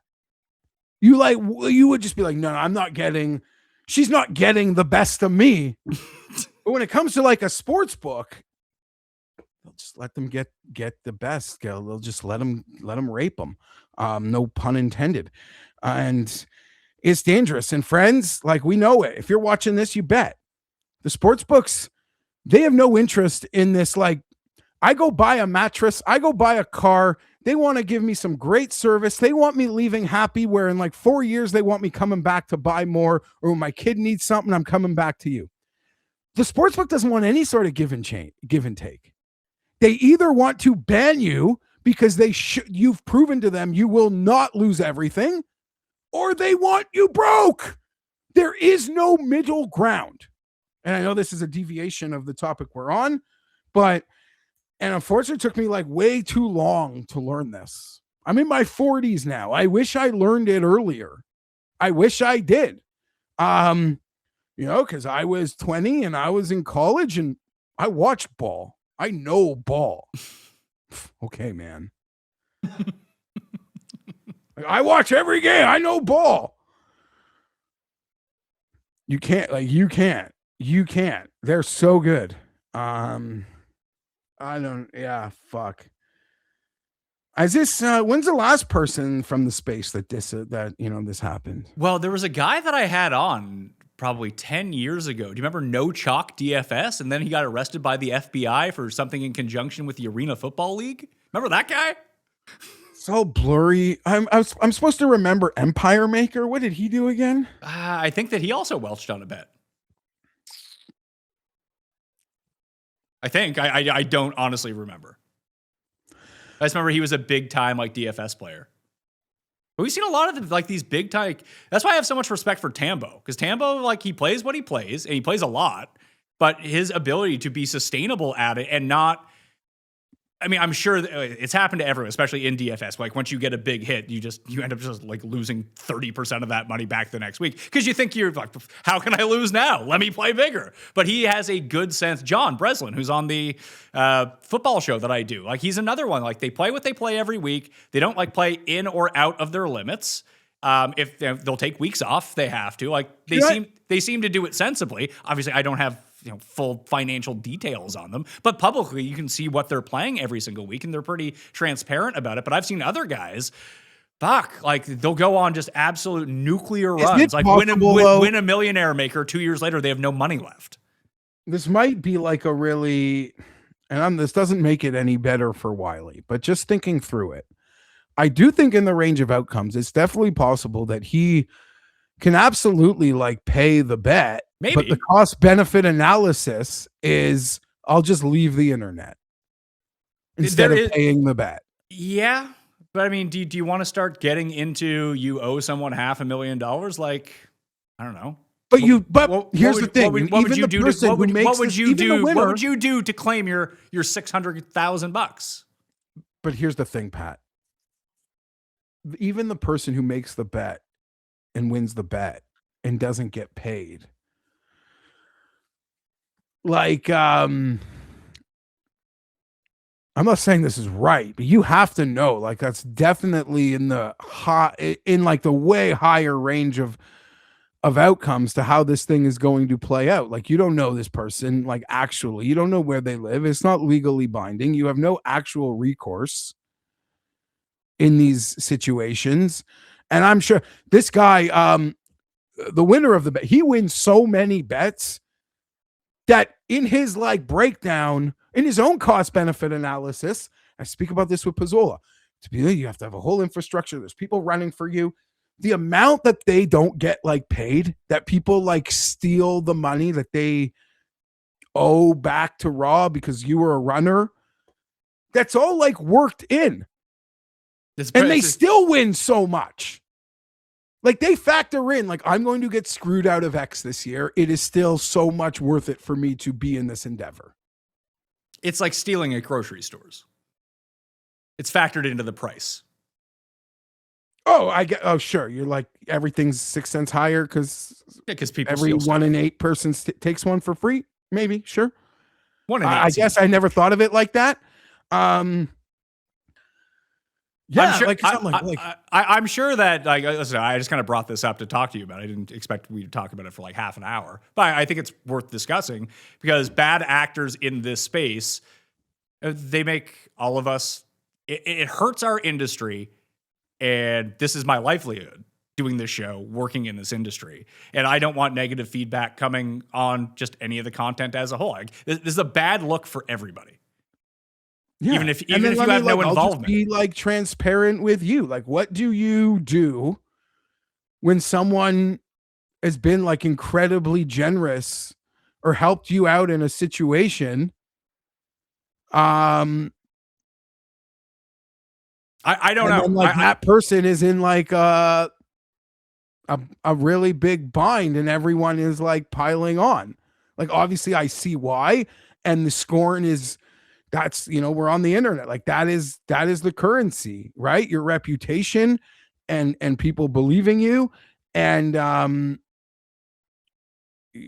you deserve he deserves like 98% of the backlash, assuming everything that we've seen is like real. But it's like one of those things where like someone who I don't know. So what you're saying is how do you? I mean, it's very kind of akin to the Tigers talk that we just had a little bit earlier. How do you separate the person from the act, kind of thing, when you have a personal relationship with that person that doesn't match the actions that were taking place? And it's a very hard thing to do, honestly. But I feel like most people on the internet don't have that personal relationship with someone like that. You know what I mean? You do. And here's the thing, like, my relationship with Wiley was strictly through the internet. We never met. There were times where I know he spends his summers like cottaging in Ontario, and there were times where flirted with the idea. I'd go for a little mission from mine to his, but that we haven't had those conversations in like 4 or 5 years. And I don't think I've spoken to him in a couple years, but we've been doing this a long time where like we know, because I say no, like I don't actually know anyone, to the point where like we'll go golfing with a stranger on a trip. I'll be like, yes, honey, like I know this seems weird to you because like to you, I'm golfing with like an internet stranger. And like your head can take that in 100 ways as to like, I can end up in an unmarked white van, but like, no, I know this person. We've like DM'd and we chat and we talk golf once a month. I don't know, but I'm not defending what he did. But I don't know, at the same time, like part of me has a little bit of grace, which is maybe undeserved. Since it's Masters Week, I'm going to give away a big prize. Do you want that prize? It's easy. Just hit the description and you can find all of the ways to get into the draw. But the big one to get into that draw for the free HELIX mattress is subscribing to the rabbit hole at betspertsgolf.com/Mayo. If you've already done that, you're already in the draw. As long as you've done it through me, you are good to go. But you can still rate, review, subscribe to the Pat Mayo Experience audio podcast. On Apple, there's 20 ballots. Do it again on Spotify, there's another 20 ballots. Sub to Mayo Media Network on YouTube, 15 ballots. You want to subscribe to the free Mayo Media newsletter with all the up-to-date news, plus bonus content, there's 15 ballots as well. If you're just on social media, hit that retweet. There's one right there. You share the article around, there's 10 for you. It's all listed down in the description. Get your hands on as many ballots as possible to get in that draw for a free HELIX mattress. Now, I do vouch for HELIX mattresses. Go to helixsleep.com/Mayo. Get yourself 20% off site-wide right now. Thanks for supporting the show. Let's get back to it. Valero Texas Open. The odds suck. It's a fun course, though. One of the more difficult courses on tour. Even 2 years ago when we spoke about winners, I had Akshay here when Denny shot 29 and almost ran him down, but then he chunked it into the water. That was a fun one. It was a very stressful day when my guy with the 6-stroke lead just absolutely, he didn't even implode. Denny just went and took it. Funny enough, thank you. I looked at the past winners and that one didn't correlate. I was like, Akshay, but that was the one. Yeah, I was on that. So I have hit a winner here before. And he did the huge fist pump or something and kind of hurt his ribs. Himself, but we sweated that one. Okay, thank you for the reminder. That was a wild Sunday. Man, the tour. We couldn't get that yesterday, but we got the happy ending. And then Denny chunked it into the water with a wedge on the playoff hole. And that was just over. Yeah. Oh, yes. Akshay hit the huge putt in regulation. That's right. Yeah, because it was his tournament to lose, and then he needed to, I can't remember if he needed to make par or birdie on 18 to force the playoff, but he made like a 17-footer. Okay, yeah, so I've hit a winner here, but I just, again, looking at the names, it's like Flusher Island. It's Corey, even like going back to a JJ Spawn win. Dude's a flusher. For sure. Guys that are good in the wind. Like, I feel like Harman's a real outlier in this with his win here. I would agree. He doesn't match the other players. But when you take a look at like the names like just below him on the leaderboard, it was like Gerard, Novak, Hoagie, like the guys that you would expect to be up there. Bud Cauley was another one. Just good tee to green guys. But that's if the weather gets bad. It looks like it's going to be a little bit windy this week in San Antonio, but you just want driving and irons. Hopefully your guy can putt. If Corey Connors can win here, like there's two ways to index this because it's one of the lowest greens and regulations hit on tour. But if you're someone who hits a lot of greens in regulation, you don't really need a short game. You just got to make a few putts throughout the course of the week. That's what Connors would always do. It's not like Connors put on a chipping display. He just hit all the greens. Akshay did the same thing. Hit the putts. Instead of losing by 1, you win by 2. You hit a few putts. Like the Connors win here, I think he Monday queued into the tournament and then went wire to wire to win in his first win here. Awesome. That was a great win. And I was actually with you on that Sunday, Pat. Because I came to visit you out east and we were going to do a master show. That's when it was right before. No, that was his second win. His first one was in like 2018 or something. Okay, so you're right then. He outdueled, I think, Hideki and a Korean, SH Kim, maybe? Maybe Siwoo Kim? No. What, wasn't him? Wasn't Siwoo. I'm giving away a free HELIX mattress along with some other prizes, by the way. If people hit the description, they can find out how to get the ballots in the draw, rating, reviewing, subbing, smashing the like. Give me your winner down in the comment section. It's all there for you to do. I'm going to be doing the contest for 2 weeks, so get yourself in. I'm very excited for the Masters. I'm not going to lie to you. You're excited like more than ever. You're excited like more than last year. Other years, you're excited because you think the birthing hole to a winner is wider, it's just the start of our golf season? What are you saying? Oh, it's not the start of our golf season. I've been grinding golf here, Geoff, for the past little bit, but just I think that where I'm at right now, that it's like a confluence of circumstances where I just had the baby. I've been like not sleeping whatsoever, and it's something to look forward to now that I've just kind of been at home. Like I've been up, halfway through the night and just focusing on Masters content. I really like doing Masters content. I always find it's probably the best week of content that we do every year. I think the field is wide open to bet on. It's the first time in a while I feel like I can say that, there probably is like 20 guys who could win this time around. And then after I talked to Mike Kim, I brought that up to him. I was like, does it feel like with Scotty, like kind of on the downswing right now? Does it feel wide open? He's like, yeah, it does feel wide open. Like this could be the year that you, not necessarily like a long shot winner, but someone not from what we've seen from the 30 Masters. 30 to 60. Yeah. 30 to 60 is in play. We're not just talking about the 6 guys. Yes, that's where I would be at with it. So I agree. I think we got into this a bit last week. I worry this is sort of the situation that can lead me to lose more money. Money, because when it's only like 6 guys, I bet the Masters, but I'm not betting it as hard because there's only so much you can do when you got like 2 guys at 16 to 1 or something, when you're trying to guess which one of the super elites is going to win. But I agree. I think right now the birthing hole, the barn door, is open for the not super elites, the tier 2, the tier 3, the tier 4. And we could tier them however, you feel. It's subjective, but I feel like it can be there to be barnstormed for someone. And that's simple. The Scotty stuff, I mean, yes, Rory could play with like free, and that's true, but I've already, I think, decided I'm totally just red inking it. If he goes back to back, good for you. You're the man.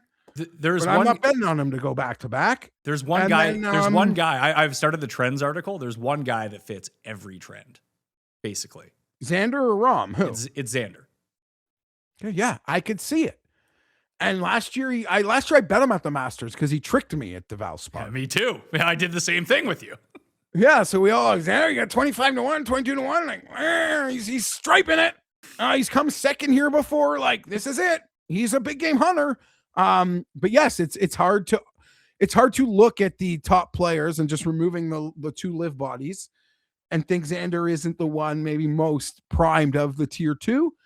And then when it comes to live, I think we discussed it last week. I have made the decision that like I would if I'm betting one of them, it would be Rahm and not Bryson. Yeah, so I don't know that I'm betting Rahm, But it's like to get, and you could bet both. I would not be. So it's almost like I've eliminated Bryson because I prefer Rahm. That's another to tease the Thursday show with Mike, that I talked to him about Bryson, because I've always kind of brought up Bryson's stiffness, his mechanical nature. Does that play at Augusta? And Mike basically dispelled that. He's like, nah. He's like, the Open maybe, but not so much at Augusta.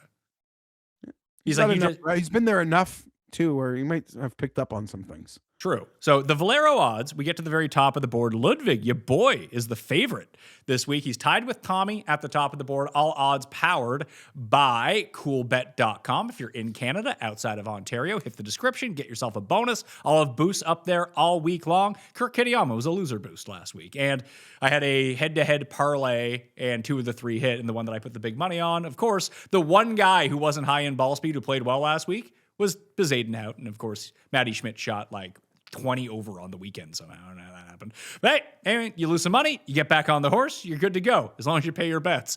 Ludwig, Tommy, both at 15-1 right now, 16-1 depending on where you're looking. Bobby Mack, Jordan Spieth, Henley, Siwoo, Morikawa, Hideki, Straka, McNeely, Nikolai, Thorbjornsen, Ricky. These guys are all below 30-1 this week. Like, someone has to fall down this board as the week goes along. I have made one bet at a place because I took the 3-way each way, but even he's 22 here right now. I don't understand how Morikawa is not the favorite in this field. Yes, he's coming off the back injury, granted. So either he's Morikawa and he's fine, or he's going to like WD with a back injury before the event. I don't understand why he's not listed as the favorite. It doesn't make any sense to me. Either you bet on him and he's full go and he should be the favorite, or you bet on him, he has a back injury and he's like last place. There's no reason for this middle ground odd, so I bet Morikawa. So I think that's a very sound case. And the books are probably just like taking advantage of he's higher because of the perception at the moment.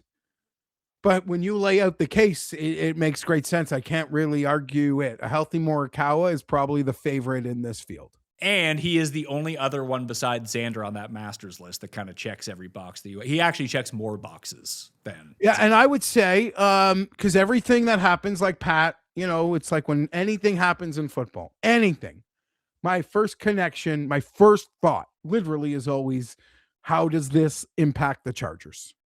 Always 100 out of 100 times. Okay. The Saints took a shart. How does that impact the Chargers? Anthony Kim wins. Gary Woodland wins. I'm lying in bed last night thinking, like, if they can win, then maybe Tommy Fleetwood will win a major one day. That's my takeaway from golf, is that maybe Tommy can win a major.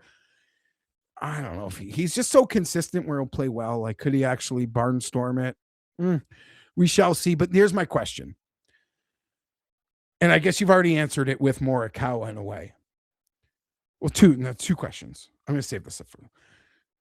Last year, Harman won this one. Just can you, I always give you this homework on the spot. I should know. In the last couple years, if any good players won the week before majors, because I always feel like these are the spots where you just sort of like, you're all great and you should win. But, now we get elevated out of majors, so we can't like pick on the elites there because it's always going to be an elite. But I feel like before and after, I might just pass on the top. But if you tell me right now, like we had this run, because there was this window where like high-end players like to play before majors, where there was an era where high-end players did not like to play before majors. Pretty sure Scotty won the week before the PGA Championship last year. Sounds right. Just off the top of my head. I don't remember if CJ was Cup it elevated? No. It was CJ Cup. Yeah, of course. But I don't know if that was actually the week before. That was just the last tournament that he had played in, I think. So yeah, at the moment I'm not betting any of these guys. Cup. No, that's actually not true, because they squeezed in the Truist Championship in between, which was elevated. Yeah, but Scheffler didn't win that. No, but I'm saying when it's elevated before a major. Scheffler didn't even play in the Truist Championship. So he did win 2 weeks before the PGA Championship. He just didn't play the week before.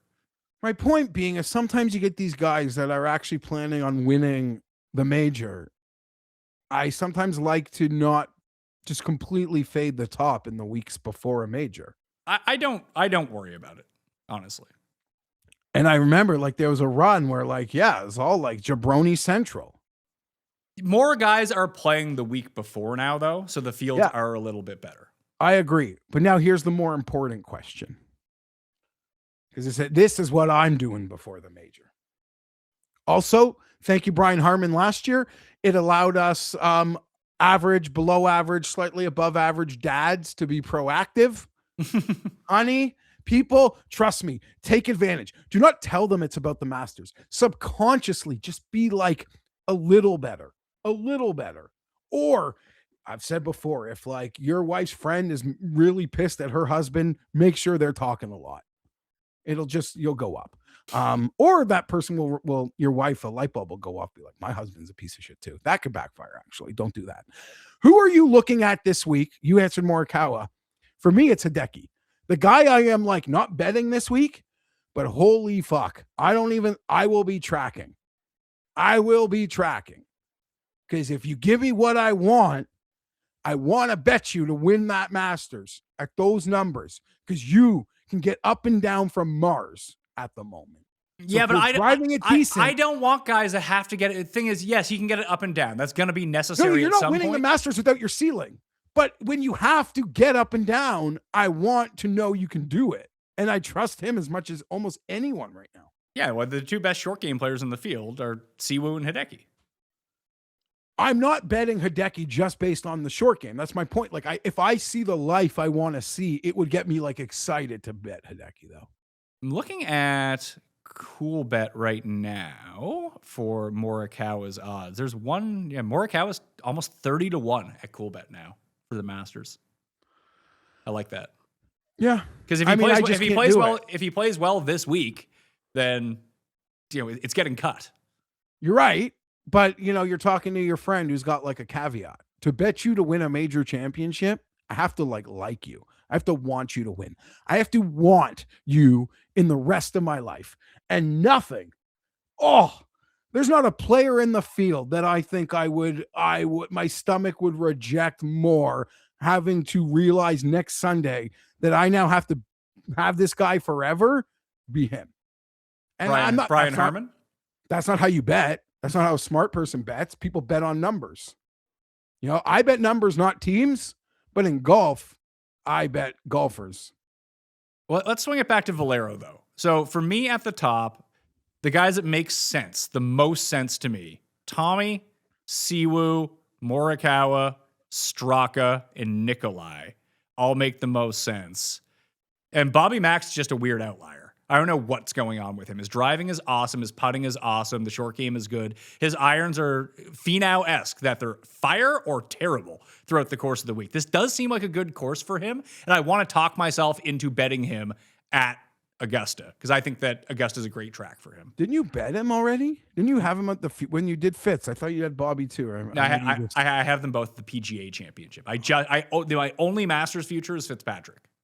Okay, so Nikolai is probably the only guy under 30 that like had my attention, and that could just me being a muppet who was like, man, Fitzpatrick, he mixed and he won, and against this field, like Nikolai's going to turn mixing into winning. But I don't know that I'm betting anyone that short. So it's only been Morikawa for me. Not shocking that I feel like because he hasn't won, that was the whole thing with Nikolai. Even going back to him last week was, you've been betting this guy for 8 weeks now and he hasn't won. It's like, well, most guys I bet don't win. That's one. And he's actually paid himself off twice with the placement finishes. So I'm actually up money on Nikolai, which is great. But he just puts himself in contention. That's what I'm looking for, right? Just a Sunday runner to get there. And it feels like he's just been doing it all year long. The other guy is Straka. Straka has been there every single week, basically. Like, you've seen him on the leaderboard on Sunday. I don't know why I would get away from him, especially at this course. That is as you said, flusher's delight.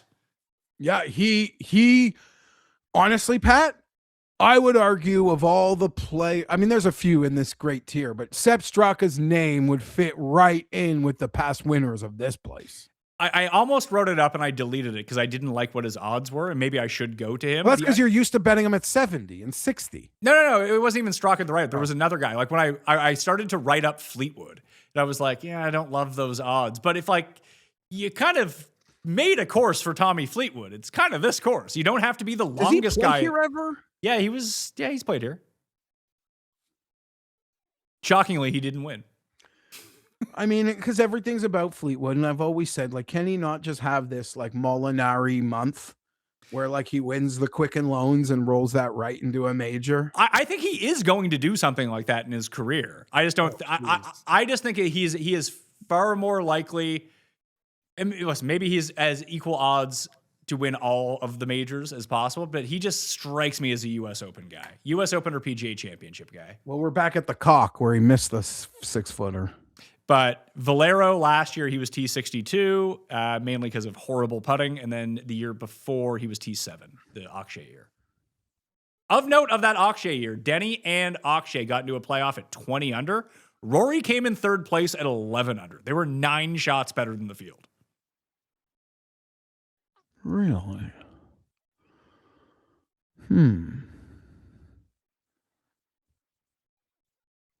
So Morikawa, probably Sepp for me, maybe Nikolai, and those would like be my 3 goes. Because I had guys in this like 30 to 100 range that I liked coming into the week, and then I saw their odds, and I like Daniel Berger this week. I like Ryo Hisatsune this week. He's 30 to 1. So I'm seeing a 45. Even that's not good enough. But I don't know. Based on what I had to pay to bet him recently, I'm telling you, it's not bad. It's not as bad as you think. Maybe I'm wrong, but I didn't hate Berger either. You actually hit on the 2 guys right in the middle who might have my attention. Well, Yella Mirage is the other one. Shooter McGavin here. Shooter McGavin. You got him at what, 140? 140. I already feel like, I know like CLV golf don't matter, but when I saw the numbers this morning, I peacocked. Felt like a win already? It did. Listen, we're all in this together, friends. You know, this grind, it's got many ups and downs. You just, I can enjoy like the 4 minutes. And did someone because you know they don't let me bet it. So it was just all peppered in Asian it basketball was all peppered bets? with Michigan money lines. And because I had parlay, they'll let me bet $17. Like I could repeat the same parlay. But if I want to bet them like alone, it's $1.14. And then the number started crashing in the day. I was like, if Michigan loses, I lose the number. And I was sad, but then Michigan dominated. I felt so good. I part of me was like, I'm not even going to make another bet this week. I'll just take I overexposed last week. I got my 140 shooter Shan. I'll save my money next week because I feel like it's going to get expensive for me. I don't think I can get there at 50 to 1. The biggest I'm seeing now is 70. And no, I'm not getting there at 50 to 1. You can bet Daniel Berger at 50 to 1. Depending on where you look. Yeah. I don't know if he's good anymore, but like I'd probably bet Denny McCarthy at 60 to 1 over Shooter Shan at 50. Yeah, I don't know where I want to go in that range. How good is he? Like, is he better than Johnny Kiefer? Johnny Kiefer's like 33 to 1 in some spots now. Okay, that's the fun part about this week too, Pat, is a lot of times on the books, they're almost like in simpatico, but you get a tournament like this, and yeah, you're seeing a guy who's 70, also a 50, like Kiefer, I'm seeing 65 and 33. That's absurd. It's a good week to shop, put it that way. But yeah, if I can get 80 Rico Hoey?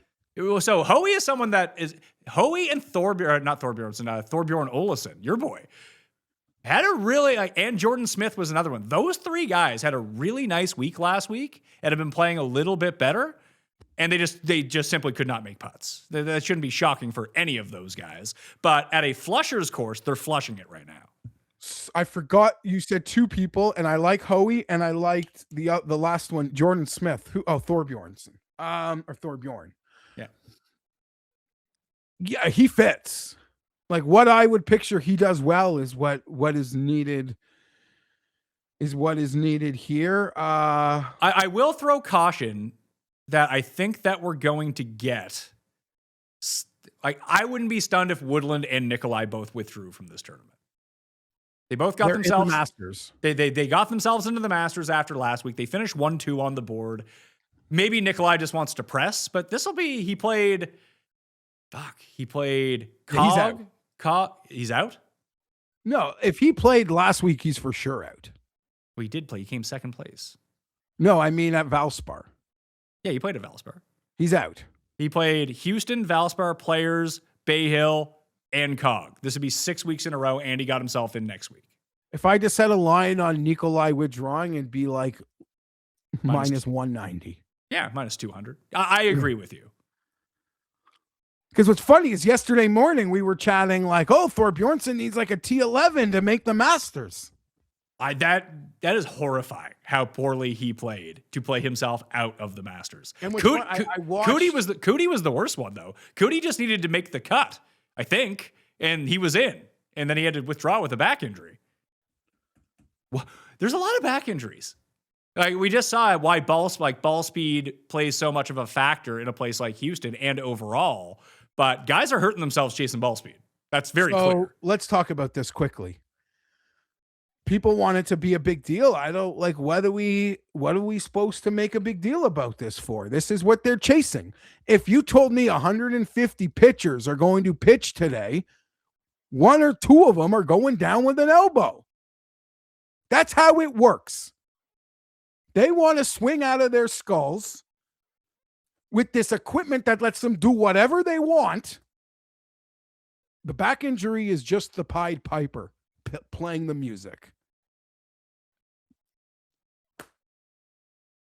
Yeah, it is. So you just have to keep on top of it, see what's going on. And none of these have been predictable whatsoever. It's not like guys. And as anyone like you especially know, like, when it flares up, you're done. And then 4 days later, you could wish you could play the tournament, restart it, but it's over. Absolutely. Like, every time, like I've had back spasms once every 2 years or so, and they last for like 4 days, and it sucks and you can't really do anything, but it's not like anything precipitated it coming on in the first place. I just lean who was it that I think it was Marty Cordova sneezed one time? Or did he have someone sneezed and like threw out their back on the bench in baseball? Sammy Sosa did that. Yeah, it was Sosa. Marty Cordova had the sunflower seed injury. Got stuck in his nail. I don't know. I remember coming into an office, seeing you like laid out on a table. Yeah, it sucked. Okay, like, I don't know. Can you differentiate between McCarty and McGreevy for me? McGreevy's playing a little bit better right now. They're both not super long off the tee. Matt McCarty, when rolling well, makes a ton of birdies because he hits his irons well and makes a ton of putts. He's just not doing that at the moment. This course it's not hard though. It is hard. It's one of the 10 hardest courses on tour every year. The par 5. Last year, Harman got the 20, which was the outlier. But what? No. Harman won at 9 under, 7 under last year or something. Akshay was Akshay 2 years ago, and Connors got to minus 20 one of the years as well. The normal winner is like 13 under, 14 under here. But it's because the par 5s are harder at this course than almost anywhere, because I think 3 of the 4 of them are essentially 3-shot par 5s. So you need, like, the guys who play their wedges really well from like 125 and in, that's where most of the shots on the par 5s come from this week. Outside of there's 1 par 5 that anyone can get to in 2. It has more eagles on it than all the other 3 combined. We're going to get a crazy name or 2 on the leaderboard. Oh, I agree. But can you tell me who that's going to be? No, not a chance. But I can't. Just seeing that's my issue here. Scrolling to like the bottom of the board. Not for bets, but yeah. If we take a look at, I'm using the BetSperts Golf rabbit hole filter right now, like inside 10 feet shots from 100 to 150 over the past 2 months. Eckroat, Henley. Damon's interesting because Damon's been playing some pretty good golf. Oh, do you want to hear the most ludicrous comment of the week? Yeah. Cust is taking Tommy Fleetwood as his one and done, but he was very, very tempted to take Paul Waring. 870 to 1. Very tempted. I'm actually was surprised to see him so far back. Well, he finished worse in the tournament than his first round score was last week. And I think had missed 25 of 28 cuts coming in. Yeah, you can get 750 to 1 with like places. That's great. You need that. Pass. I'll pass. Going super deep though. Now that you had me checking out, I see 9-hole is 500 to 1. Yeah, I don't like this. I want him where he can just abuse driver. Is where you want him. Of course. Let him miss. So some of the guys down, like this is another good Austin Smotherman course. I know he missed the cut at the Valspar, but the baby was coming that week. I believe that they've had the baby now. He's back out there. I wouldn't hate jumping back on that horse. Damon, if we're just talking about guys from like way down, like if we're just doing like 30 plus, even talking about the long shots, there's just not a lot that sticks out, honestly. Glover, maybe, but Glover's odds, I didn't even know what Glover's odds are. I assume they suck. Dude. Like, name me the event that goes up against like week 6 of the NFL. Probably the Bank of Utah. That is where my exposure is going to be this week. But there's good players in this field. I don't doubt it. I don't doubt it. You smart people, you advantage bettors or you hardos. I have no doubt I get it. Like shitty tournaments, opportunity to win money. I am just nothing is like clicking in my brain here as I'm looking at this, and I'm probably defaulting to a Rico Hoy, Daniel Berger, Hisatsune mid card. What is? I don't know. Can we trust Norin? Like he's 40 to 1. Fuck no, that, man, right? not at his odds. I don't think you can trust him. You know who I will give a look to is like if Norin got a better chance to win than Alex Smalley. Probably, yeah. Maybe, yeah. I take that back. Retract. I'm gonna give a look to maybe like what are Eckroat's odds? Just because his iron play has been so good and he's so accurate off the tee, he generally loses with his driver. But this is a course where technically you can get away with it. I don't even see him. Oh, it's because I'm on Masters odds. It's like, where the hell are these guys on the odds boards? Eckroat's 150 to 1 up to 200 to 1. Like if I'm gonna take a shot down the board and go swinging, I could potentially do that. Max Home 110. Holy shit. Yeah, I tried that 2 weeks ago. That was a big fail. Tom Kim is someone that I brought up on the research show. If he can just start making a few putts, maybe we can do this. Where is he? I see Michael at 150. I can't find Tom. Tom's 100. Yeah, Glover's 200. Like if you want to take some stabs, like David Ford, I mean, he's had 2 bad weeks in a row now. Maybe the run is over for him. But driving plus irons, like he's basically Corey Connors from 7 years ago. Matt Wallace been hitting it okay? I feel like Wallace popped somewhere recently, but no, I do not think that he has been hitting it okay. Maybe his number flash lower, so someone someone they trust is betting him. He was T51 last week, T40 at the Valspar. His best finish this year is 40th. Can like Bezaden hope putt to a win? Fucking Bezaden now. Fuck that guy. What comes happened? In last. He ruined head-to-head parlays. The one big head-to-head I played, he beat me in it. Fuck that guy. Hate him. I don't think I've done this before.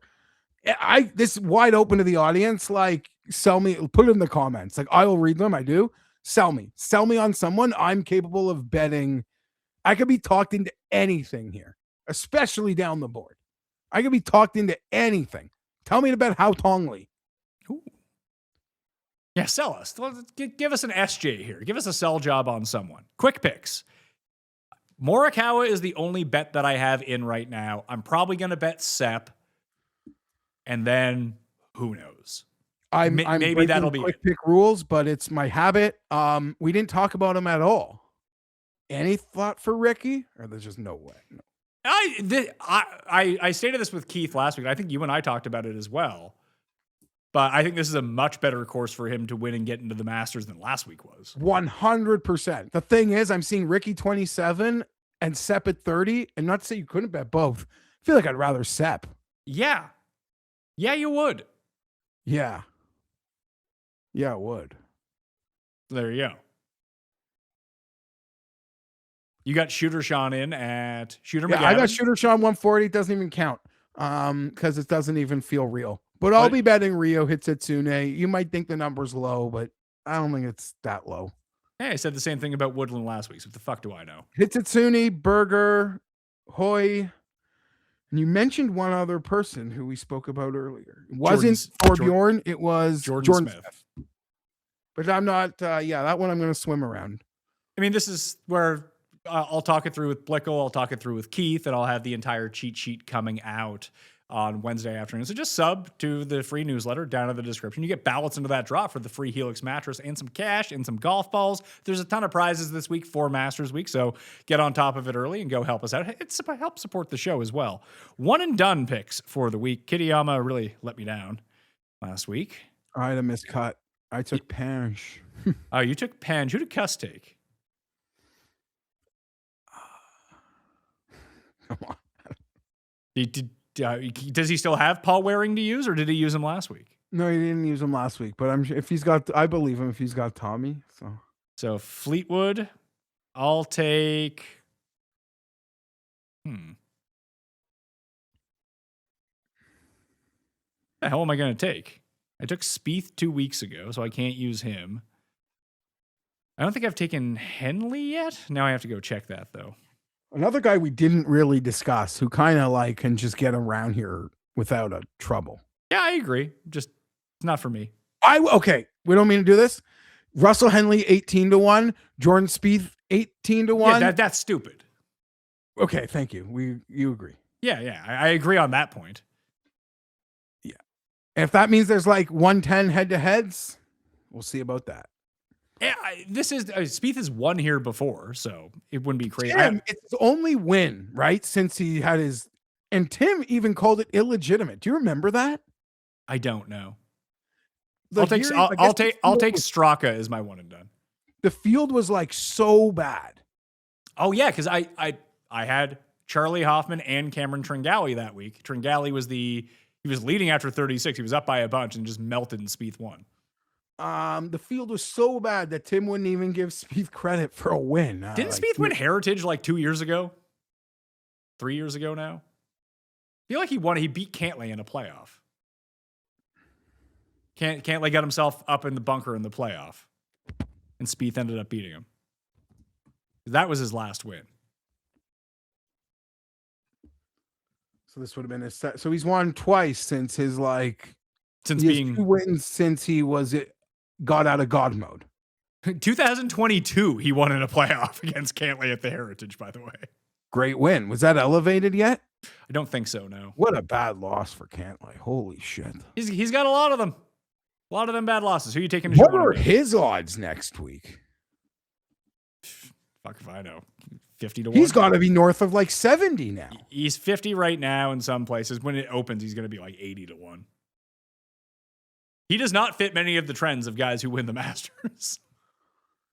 Okay. So obviously it's Morikawa and you're betting him, but is there any other of these elite players who you will won't have any action on this week, but you're like looking out of the corner of your eye for next week maybe, or there's just not enough of them here? Not in this field. Morikawa's the only one. Yeah. If Morikawa is like first round leader, his Masters odds are going to go to 20 to 1. He doesn't even have to win, Pat. I agree. I'm probably just going to bet the Morikawa Masters number now because I don't see how. And listen, maybe I'll bet half of what I would be betting on him right now. If he wins, I get a shittier number. The point being is it's not getting to 35 to 1. Unless he withdraws. The only way that happens is if he withdraws with a back injury, and then it's like, oh fuck, is he even going to play? That's how the odds get worse. Publicly acknowledge. But to your initial point on the show, he is not playing the week before the Masters if he is not 100%. Yes. That maybe I'm wrong, but that's my hypothesis on the situation. Okay, fine. But we have to do this by making educated guesses because there's no injury reports and we don't know what they know. And that is a very appropriate, educated guess. A guy like him playing the week before the Masters. And he is one of the few in this field because his odds did slip because of the player's back injury that he's down to close to 30 to 1 to win the Masters now. It wasn't just the back injury. It was the back injury compounded with the popularity of the pick that week. That's true at the same time. But if he's like, I'm going to bet him here and I'm going to bet him next week, and we'll see how it goes. I hope please God win this one. That'd be great. Listen, I'll take the loss next week on Morikawa if he wants to win this week. That's fine. I know you will. I know you will. Okay. Give me a one and done. You got to give me a one and done. Oh, I've probably used him. Hisatsune. Huh? No, you're the only one left with him because Tim burned him at an elevated. That's true. All right, that'll do it on the Pat Mayo Experience. I'll be back with Blickle on Tuesday. Keith, very late on Tuesday evening, early on Wednesday morning. Michael Kim, hole by hole Masters preview. Masters week kicks off on Thursday. Plus, we're going to record something right now, and I'm going to talk to Vincenzi a little bit later on. We'll combine the two shows together. I believe that's going to be the Friday Masters show. So every single day of the week, make sure to sub to the channel. Get in on those draws. Tell some friends, too, because it's a big week for us. And the more eyeballs, more views we can get for the Masters, the better it's going to be for content moving forward, which means more free content for you guys. All right? Thank you all for watching. I'm Pat Mayo. I'll see you next time. Mayo Experience! Experience!